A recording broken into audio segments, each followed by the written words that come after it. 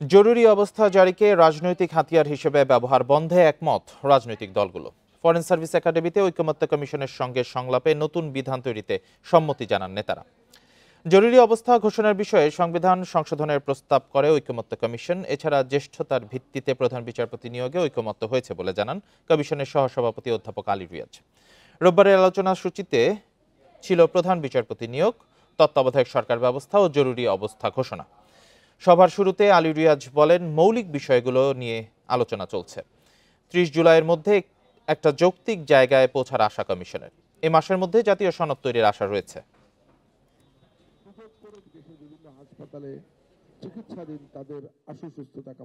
সামনে যে বিষয়গুলো আছে, ইতিমধ্যে আমরা বেশ কয়েকটি বিষয়ে যেগুলো মৌলিক বিষয় নিঃসন্দেহে সেগুলো এবং তার পাশাপাশি সেগুলোতে আমরা একমত হতে পেরেছি।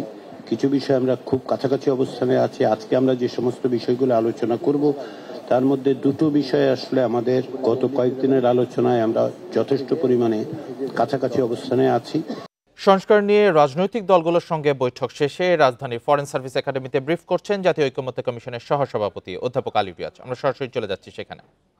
তত্ত্বাবধায়ক সরকার, আমি যেটি আগেও বলেছি এবং আপনারা জানেন যে তত্ত্বাবধায়ক সরকার ব্যবস্থা প্রতিষ্ঠার ব্যাপারে সকল রাজনৈতিক দলগুলো একমত হয়েছেন যে তত্ত্বাবধায়ক সরকার পুনঃপ্রতিষ্ঠা করা দরকার। সেই আলোকেই আমরা বিভিন্ন রকম প্রস্তাব আলাপ আলোচনা করছি। পূর্ববর্তী বৈঠকে কমিশনের পক্ষ থেকে দুটো প্রস্তাব সর্বশেষ উপস্থাপন করা হয়েছিল। সেই বিষয়ে আলোচনার পরিপ্রেক্ষিতে আজকে কমিশনের পক্ষ থেকে একটি সংশোধিত প্রস্তাব হাজির করা হয়েছে, সেটি নিয়ে আলোচনা হয়েছে। এর বাইরেও ফ্লোর থেকে একটি প্রস্তাব এসছে।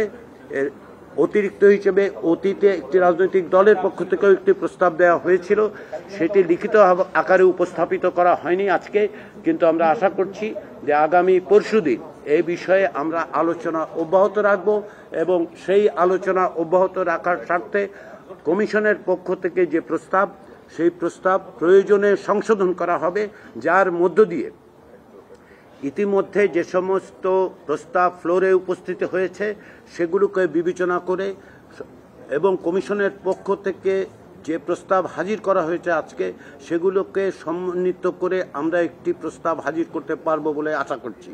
আমাদের দৃঢ় বিশ্বাস যে আমাদের যে অগ্রগতি সাধিত হচ্ছে সেই অগ্রগতি অব্যাহত রেখে আমরা জুলাই মাসের শেষ নাগাদ একটি জাতীয় সনদে উপনীত হতে পারব। আমি এই সুযোগে আবারও রাজনৈতিক দলগুলোকে আন্তরিক ধন্যবাদ জানাই।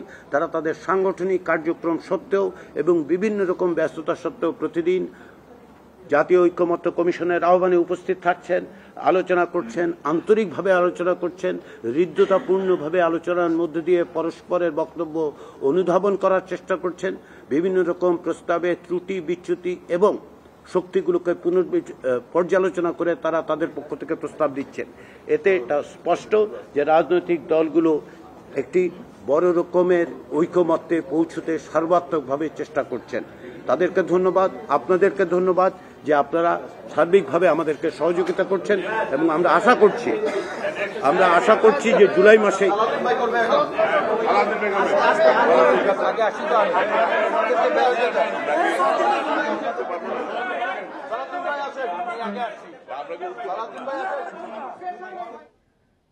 ফরেন সার্ভিস একাডেমিতে জাতীয় ঐকমত্য কমিশনের সহসভাপতি আলী রিয়াজ ব্রিফ করছিলেন। সাংবাদিকদের সরাসরি যুক্ত ছিলাম সেখানে।